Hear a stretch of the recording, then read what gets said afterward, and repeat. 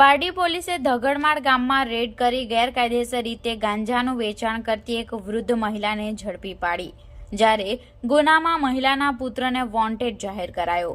Pardi police સ્ટેશનના PI GR ગઢવીને બાતમી મળી હતી કે ધગડમાળ ગામ જૂની નિશાળ ફળિયામાં રહેતા મંગુબેન પ્રતાપભાઈ પટેલ પોતાના ઘરે માંદક પદાર્થ એટલે કે ગાંજો રાખીને તેનું છૂટક વેચાણ કરે છે, જે બાતમીના આધારે તાત્કાલિક મંગુબેનના ઘરે રેડ કરવામાં આવી હતી।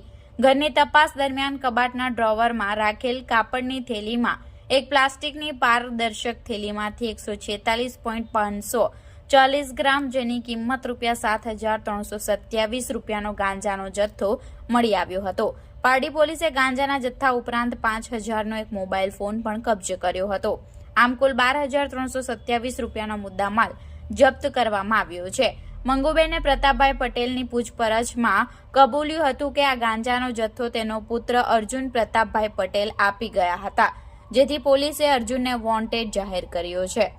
હાલ તો પારડી પોલીસે મંગુબેનની ધરપકડ કરી નાર્કોટિક્સ હેઠળ ગુનો દાખલ કરી કાયદેસરની કાર્યવાહી હાથ ધરી છે અને વોન્ટેડ આરોપીને પકડવા માટે તપાસના ચક્રો ગતિમાન કર્યા છે।